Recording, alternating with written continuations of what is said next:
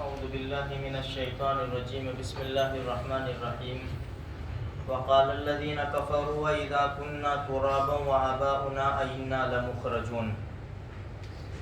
اور کافروں نے کہا جب ہم مٹی ہو جائیں گے اور ہمارے باپ دادا، کیا ہم نکالے جائیں گے؟ یہ ایک بہت بڑا سوال ہے کافروں کی طرف سے کہ بھائی جب ہم دفن کر دیے جائے یا جلا دیا جائے یا کچھ بھی ہو جائے، ہوتا کیا ہے کہ قبر میں بھی اگر رکھ دیے جائے تو مٹی ہو جائیں گے، مٹی میں مل جائے، تو پھر جب چورے چورا ہو جائیں گے، بوسیدہ ہو جائیں گے، ہڈیاں ہو جائیں گے، مٹی ہو جائے گی وہ ہڈیاں بھی، تو پھر ہم کیسے دوبارہ بنائے جائیں گے؟ مختلف جگہوں کے اوپر ان کے سوالات ہیں۔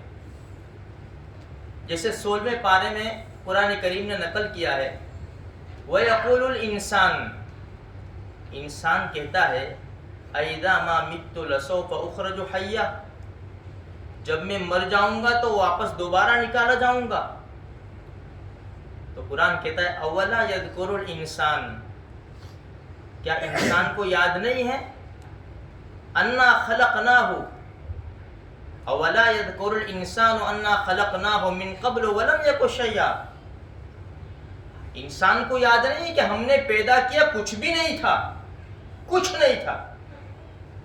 پھر آگے قرآن کہتا ہے کہ جو جتنے بھی یہ اعتراض کرتے ہیں اور جتنے بھی اچھلتے کودتے ہیں شریعت کے سامنے، اللہ اور اس کے رسول کے سامنے، قرآن کہتا ہے فَوَرَبِّكَ لَنَحْشُرَنَّهُمْ وَالشَّيَاطِينَ ثُمَّ لَنُحْضِرَنَّهُمْ حَوْلَ جَهَنَّمَ جِثِيًّا۔ 16ویں پارے میں تیرے رب کی قسم ہم ان کو اور شیاطین کو جمع کریں گے، جہنم کے ارد گرد گھٹنوں کے بل ان کو بٹھا کر لائیں گے۔ پھر آگے قرآن کہتا ہے ثم لننزعن من كل شيعة أيهم أشد على الرحمن عتيا۔ ہمیں معلوم ہے کہ ان جماعتوں میں، ان گروپوں میں کون زیادہ سخت حملہ آور ہے رحمان کے اوپر، کون زیادہ سخت بولتا ہے رحمان کے اوپر۔ اگر یہ ملعون ایمان نہیں لائے، ان کے مقدر میں ایمان نہیں ہے، تو 16ویں پارے کی یہ آیت ان کے اوپر فٹ ہوتی ہے۔ قرآن کہتا ہے ہم نکالیں گے، ان کو پکڑ کے کھینچ کے نکالیں گے، نرسی ہو کے کوئی بھی ہو، سب کو نکالیں گے، ہم جانتے ہیں۔ ثم لنحن اعلم بالذین هم اولی بها صلیہ، ہم سب کو جانتے ہیں، پہنچائیں گے جہنم کی آگ میں۔ تو یہ انسان کے اعتراض ہے، یہ کہتا ہے کہ جب ہم مر جائیں گے، مٹی ہو جائیں گے، دوبارہ نکالے جائیں گے، دوبارہ کیسے زندہ کیے جائیں گے؟ سورہ یاسین، سورہ یاسین اللہ کہتا ہے، اللہ اولم یر الانسان، اخیری رکوع میں، کیا دیکھا نہیں تم نے انسان کو؟ انا خلقناہ من نطفہ، من نطفہ، تیسرے پارے میں، من ای شیء خلقہ، کس چیز سے انسان کو بنایا؟ من نطفہ، ایک نطفے سے۔ پھر 29واں پارہ، الم یک نطفۃ من منی یمنی، کیا معلوم نہیں تمہیں کہ انسان کا مٹیریل کیا ہے؟ ایک منی کا گندا قطرہ جو ٹپکایا گیا، من منی یمنی ثم کان علقۃ فخلق فسوی۔ یہ تو تیرے رب کی کاریگری ہے کہ ویسٹ میں سے بیسٹ بنایا، رب کی کاریگری ہے یہ تو۔ منی کے قطرے کو پھر ہم نے گوشت کا لوٹھڑا بنایا، فخلق فسوی، ہم نے اس کو بہترین سانچے میں ڈالا ہے۔ اور یہ بستر میں پیشاب پاخانہ کرنے والا، اولم یر الانسان، دیکھو تو صحیح انسان کو، انا خلقناہ من نطفہ، ایک نطفے سے ہم نے اس کو بنایا، فاذا هو خصیم مبین، ہمارے سامنے آستینے چڑھا کر آ گیا۔ اور کیا کہتا ہے؟ کہتا ہے ہمیں مثالیں دیتا ہے، ہمیں وَضَرَبَ لَنَا مَثَلًا ہمیں مثالیں دیتا ہے. وَنَسِيَ خَلْقَهُ اس کی پیدائش کو بھول گیا. ایک گندے منی کے قطرے سے ہم نے اس کو پیدا کیا جو اس کے باپ کی پشت سے نکل کر اس کی ماں کے رحم میں پہنچا ہے. اور اس کی حیثیت ہے کیا انسان کی جو ہمارے سامنے کھڑا ہوتا ہے؟ اس کی حیثیت، اس کا مٹیریل سب سے گھٹیا، اور 9 مہینے اس کے ماں کے پیٹ میں رہا جو خوراک انسان نے لیے وہ کیا ہے؟ جب لڑکی عورت پریگننٹ ہوتی ہے اس کا پیریڈ بند ہو جاتا ہے تو وہ خون جاتا کہاں ہے؟ وہ بچے کی ناف اور ماں کی آنٹ ملی ہوئی ہوتی ہے. جب بچہ باہر آتا ہے جب بھی ملی ہوئی ہوتی ہے اور اس کو کاٹا جاتا ہے. اسی پائپ سے 9 مہینے تک وہ پیریڈ کا خون تیرے پیٹ میں گیا ہے. کیا ہے تیری حیثیت؟ کیا ہے؟ 40 دن تک منی کا قطرہ رہا، پھر لوٹرا بنا، پھر گوشت. یہ تو تیرے رب نے بہترین سانچے میں تجھے ڈالا ہے، ورنہ تیری حیثیت اور حقیقت کیا ہے کہ جو آج ہمارے سامنے کھڑا ہو کر کہتا ہے وَضَرَبَ لَنَا مَثَلًا وَنَسِيَ خَلْقَهُ. اور تجھے آتا کیا تھا؟ 14واں پارہ قرآن کا، وَاللَّهُ أَخْرَجَكُم مِّن بُطُونِ أُمَّهَاتِكُمْ لَا تَعْلَمُونَ شَيْئًا. جب ماں کے پیٹ سے نکالا تو کچھ بھی نہیں جانتا تھا. وَجَعَلَ لَكُمُ السَّمْعَ وَالْأَبْصَارَ وَالْأَفْئِدَةَ. تیرے رب نے تجھے کان بھی دیے، آنکھیں بھی دی، دل بھی دیا. هَلْ أَتَىٰ عَلَى الْإِنسَانِ. دیکھو قرآن، اللہ پاک ہمارے ایمان کو بڑھا دے بس. قرآن هَلْ أَتَىٰ عَلَى الْإِنسَانِ حِينٌ مِّنَ الدَّهْرِ لَمْ يَكُنْ شَيْئًا مَّذْكُورًا. انسان کے اوپر ایک زمانہ ایسا گزرا تھا اس کا کوئی تذکرہ ہی نہیں تھا. هل أتى على الإنسان حين من الدهر لم يكن شيئا مذكورا. إنا خلقنا الإنسان من نطفة أمشاج. مخلوط اور ملی ہوئی منی سے اس کو ہم نے بنایا ہے، ملے ہوئے نطفے سے ہم نے اس کو بنایا ہے. اس کے ماں باپ کے نطفے سے، دونوں سے مل کر اس کو ہم نے بنایا ہے. نبتلی، ہم اس کو آزمائیں گے. فَجَعَلْنَاهُ سَمِيعًا بَصِيرًا، ہم نے اس کو دیکھتا اور سنتا بنا دیا. إِنَّا هَدَيْنَاهُ السَّبِيلَ، ہم نے اس کو سیدھا راستہ بتایا. إِمَّا شَاكِرًا وَإِمَّا كَفُورًا، پھر یا تو شکر گزار بنے گا یا ناشکرا بن جائے گا. 9 مہینے ماں کے پیٹ میں رہا، پھر ماں کے پیٹ سے دنیا کے پیٹ میں آیا. آتا کیا تھا اس کو؟ وہی بستر کے اندر پیشاب، بستر کے اندر ٹوائلٹ، تھوڑا سا ہاتھ پاؤں ہلنے لگے تو کبھی ہاتھوں میں ٹوائلٹ، کبھی پیشاب کی جگہ کے اوپر ٹوائلٹ، ہاتھ مار دیا تو ہاتھوں میں پیشاب ناپاک، کبھی سر میں کھجال دیا، سر ناپاک. تیری حیثیت کیا ہے؟ اور آج بھی جب تیرے رب نے تجھے پروان چڑھایا، تیری رگوں میں گرم گرم خون دوڑا، تجھے طاقت بخشی، تجھے قوت بخشی، تیرے اندر سمجھ آئی، تو تجھے تو تیرے رب کے سامنے جھک کر آنا چاہیے تھا، جھک کر تیرے رب کے سامنے آنا چاہیے تھا. لیکن ہر طرف تو جھک کر گیا اور یہاں تو نے سینہ تان لیا، یہاں تو نے آستینیں چڑھا لی اور کہتا ہے وَضَرَبَ لَنَا مَثَلًا وَنَسِيَ خَلْقَهُ، ہمارے سامنے مثالیں بیان کرتا ہے اور خود کی پیدائش کو بھول گیا. قال مَن يُحْيِي الْعِظَامَ وَهِيَ رَمِيمٌ، اور کہتا ہے یہ بوسیدہ ہڈی کو کون بنائے گا، کون زندہ کرے گا. قل، نبی جی کہو، يُحْيِيهَا الَّذِي أَنشَأَهَا أَوَّلَ مَرَّةٍ، تیرا رب بیٹھا ہے جس نے تجھے پہلی مرتبہ بنایا. کوئی مٹیریل رب کے سامنے نہیں تھا، تیرے رب نے بغیر مٹیریل کے تجھے بنایا ہے. وہ اس بات کے اوپر قادر ہے کہ تجھے دوبارہ زندہ کرے گا. یہ ہمارا ایمان ہے، یہ ہمارا یقین ہے. ہم مر کے ختم نہیں ہو جائیں گے بلکہ رب ہمارا دوبارہ ہمیں زندہ کر کے سامنے کھڑا کر دے گا. ہماری تو الحمدللہ آنکھیں کھلی ہوئی ہے، ان لوگوں کی آنکھیں بند ہیں جو قیامت کا انکار کرتے ہیں، جو شریعت کا انکار کرتے ہیں، جو سینہ تان کر ہمارے نبی کی عزت کا سامنا کرتے ہیں. کل قیامت کے میدان میں پتہ چل جائے گا، پھر کہیں گے لعلی اعمل صالحا فیما ترکت. کلا، اب ہم نے دیکھ لیا، اب ہمیں واپس بھیجو، اب ہم نیک اعمال کریں گے. کلا، ایک مہلت دی تھی، ایک ٹائم دیا تھا، ایک زندگی دی تھی، وہ زندگی میں تمہیں کرنا تھا.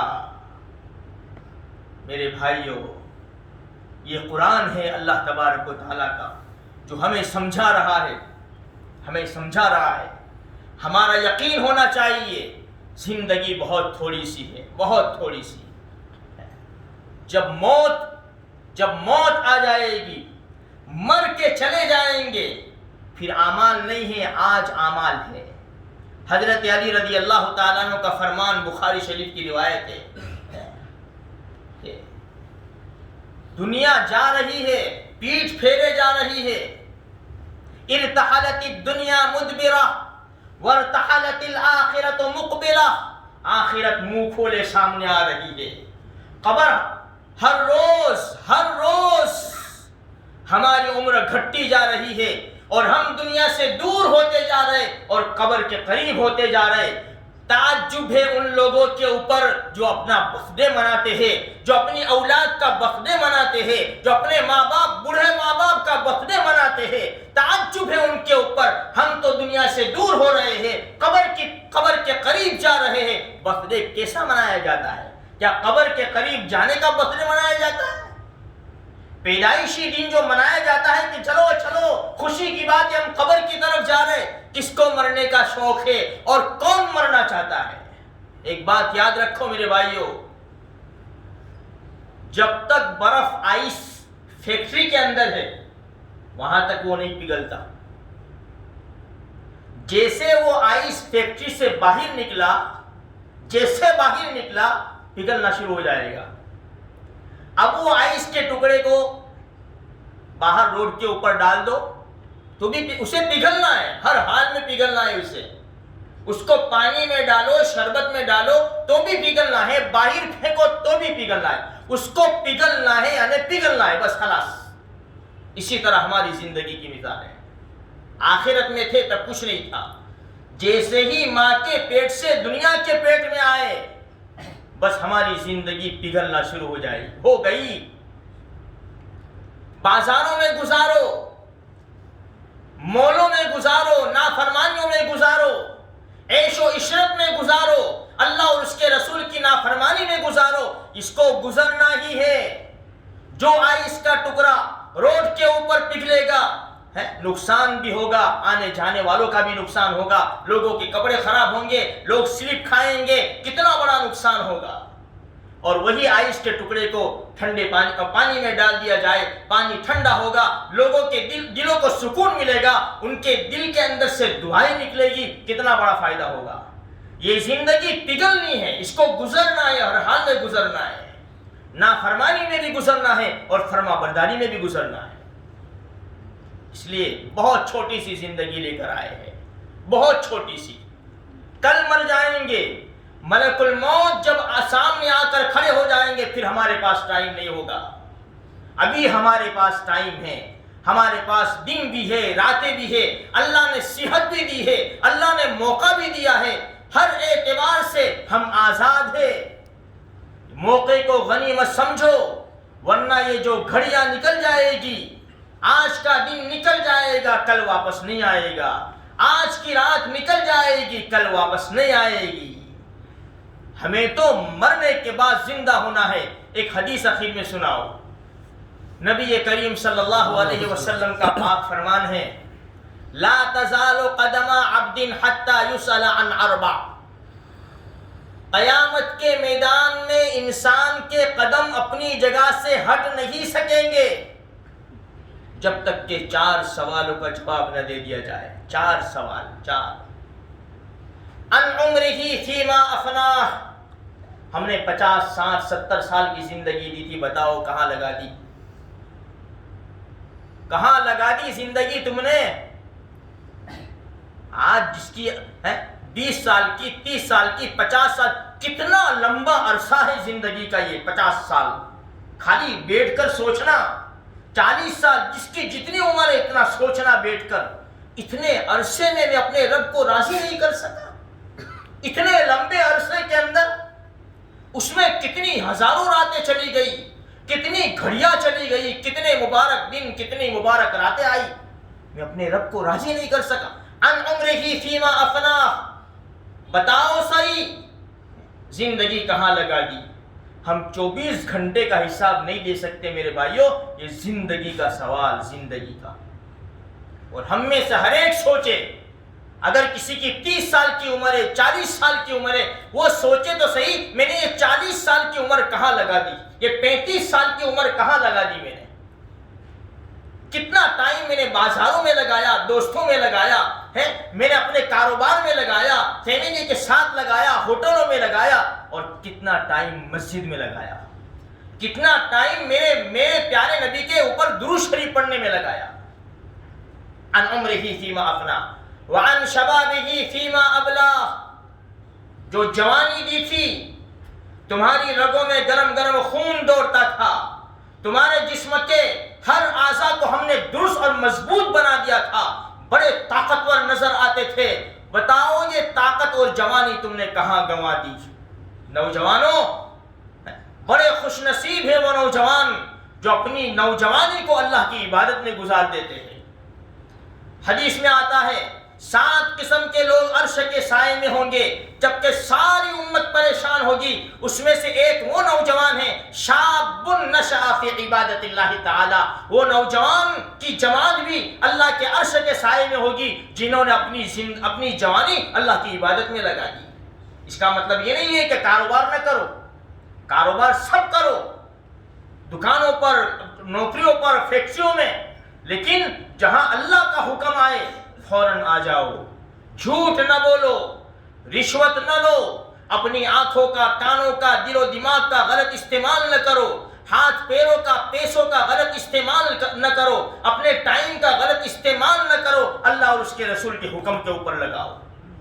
عن شبابہ فیما ابلا وعن مالہ من این اکتسبہ وفیما انفقہ، مال کہاں سے کمایا تھا اور کہاں خرچ کیا؟ حرام سے تو نہیں کمایا، رشوت لے کر تو نہیں کمایا، اڈے چلا کر اور شراب کی بوتلیں بیچ کر تو نہیں کمایا، کسی کو پھنسوا کر، کسی کو ڈاکی دے کر، دھمکی دے کر، اس کے پاس سے چاقو کی نوک کے اوپر اور پستول کی نوک کے اوپر تو تم نے پیسہ نہیں لیا، اپنی خان سادی بتا کر تو تم نے پیسہ نہیں لیا، کہاں سے کمایا پیسہ بتاؤ تو صحیح، اور لٹایا کہاں خرچ کیا؟ یہ بڑے بڑے سوال ہے، ہم میں سے کسی کی بھی طاقت نہیں ہے کہ یہ سوالوں کا جواب دے دے۔ وعن مالہ من این اکتسبہ وفیما انفقہ، مال کہاں سے کمایا، کہاں خرچ کیا؟ اور چوتھا سوال وعن علمہ ماذا عمل بہ، جو کچھ جانتے تھے اس کے اوپر کیا عمل کیا؟ کیا ہم نہیں جانتے 5 نمازیں فرض ہیں؟ کیا ہم نہیں جانتے کہ ہمارے آقا کا فالو کرنا اور ہمارے آقا کی پیروی کرنا ہمارے لیے ضروری ہے؟ کیا ہم نہیں جانتے کہ رمضان کے روزے ہمارے اوپر فرض ہے؟ کتنا سب جانتے ہیں، ہم کتنا جانتے ہیں، لیکن عمل ہمارے پاس کچھ بھی نہیں ہے۔ اس لیے میرے بھائیوں، ہمیں مر کر دوبارہ زندہ ہونا ہے اور پوری زندگی کا حساب دینا ہے۔ قرآن تو بہت کچھ بیان کرتا ہے، اعمال نامے اڑائے جائیں گے، فَأَمَّا مَنْ أُوتِيَ كِتَابَهُ بِيَمِينِهِ فَيَقُولُ، جس کا نام اعمال داہنے ہاتھ میں دیا جائے گا، آواز لگائے گا، آواز، قرآن نے الفاظ بھی کیسا استعمال کیا، آؤ اقرؤوا کتابیہ، اقرؤوا کتابیہ، دیکھو تو صحیح، میرا اعمال نامہ پاس ہو گیا، میں پاس ہو گیا، انی ظننت انی ملاق حسابیہ، اس لیے کہ مجھے معلوم تھا دنیا کے اندر کہ ایک دن حساب دینا پڑے گا، مجھے معلوم تھا میں تیاری کرتا رہا، میں غافل نہیں رہا، تیاری میں لگا رہا، کسی جگہ بھی تھا، تیاری میں تھا، آج میرے رب نے کامیاب کر دیا۔ وَأَمَّا مَنْ أُوتِيَ كِتَابَهُ بِشِمَالِهِ فَيَقُولُ يَا لَيْتَنِي لَمْ أُوتَ كِتَابِيَهْ، جس کا نامہ اعمال بائیں ہاتھ میں دیا جائے گا، کہے گا کاش میرا اعمال نامہ مجھے نہ ملتا، میرا رزلٹ کھو جاتا۔ وَلَمْ أَدْرِ مَا حِسَابِيَهْ، مجھے کیا پتا تھا، مجھے کیا معلوم تھا کہ اوہو اتنا سارا حساب دینا پڑے گا، ایک ایک گھڑی کا، ایک ایک لمحے کا، ایک ایک نعمت کا حساب دینا پڑے گا۔ وَلَمْ أَدْرِ مَا حِسَابِيَهْ يَا لَيْتَهَا كَانَتِ الْقَاضِيَةَ مَا أَغْنَىٰ عَنِّي مَالِيَهْ هَلَكَ عَنِّي سُلْطَانِيَهْ، میرا مال بھی کام نہیں آیا، میرے عہدے اور سرٹیفکیٹ بھی کام نہیں آئے۔ خُذُوهُ فَغُلُّوهُ ثُمَّ الْجَحِيمَ صَلُّوهُ ثُمَّ فِي سِلْسِلَةٍ ذَرْعُهَا 70 ذِرَاعًا فَاسْلُكُوهُ، اسے پکڑو، اسے چین میں جکڑو اور اسے جہنم کی آگ میں ڈال دو۔ اللہ ہم سب کی حفاظت فرمائے۔ یہ اللہ کا قرآن ہے، ہمارے ایمان کو تازہ کرتا ہے، ہمیں سمجھایا جاتا ہے، ہمیں یقین دلایا جاتا ہے زندگی بہت تھوڑی سی ہے میرے بھائیوں، اس کی قدر کر لو، ہماری نمازیں نہ چھوٹے، ہم سے کسی کو تکلیف نہ پہنچے، ہمارے پیٹ میں حرام کا نہ جائے، ہم سب کے ساتھ اچھے اخلاق سے پیش آوے، جس کے ساتھ جو بھی گڑبڑ ہو معافی مانگ لو، چھوٹے باپ کے نہیں ہو جائیں گے، اللہ راضی ہو جائے گا۔ من تواضع للہ رفعہ اللہ، جو اللہ کے لیے جھکا، جو اللہ کے لیے جھکا ہے، اللہ اس کو بلند کرے گا۔ دنیا والے کہیں گے اوہو جھک گیا، نہیں، میں کسی کے لیے نہیں جھکا، میں اللہ کے لیے جھکا، اللہ تجھے بلند کرے گا۔ اللہ ہم سب کے گناہوں کو معاف فرما، آئندہ گناہوں سے حفاظت فرما۔ اللہ جو کچھ کہا گیا سنا گیا اس پر عمل کرنے کی توفیق عطا فرما۔ یہ سب آئے ہوئے ہیں میرے رب، یہ قرآن سننے آئے ہوئے ہیں، اللہ سب کو قبول فرما، سب کے آنوں کو قبول فرما، اللہ سب کی جائز مرادوں کو پوری فرما۔ اس میں سے جو بھی بیمار ہے یا ان کے گھر والے بیمار ہیں، رشتہ دار بیمار ہیں، سب کو شفائی کامل عاجل دائمہ نصیب فرما۔ یا اللہ یہ امت بڑی پریشان ہے، یا اللہ ہسپتال بھرے ہوئے ہیں، رب کریم تو کرم کا معاملہ فرما دے، تو اس امت کے اوپر اپنا خصوصی فضل نازل فرما دے، اس وبا کو دور فرما دے، ہماری ساری جائز مرادوں کو پوری فرما، ہماری جان مال ایمان عزت آبرو میں یا اللہ برکت عطا فرما، ہماری ٹوٹی پھوٹی عبادت کو قبول فرما، یا اللہ جو مانگا وہ بھی عطا فرما، جو مانگنے رہ گئے وہ بھی عطا فرما۔ جزا اللہ عنا محمد و آلہ صلی اللہ علیہ وسلم۔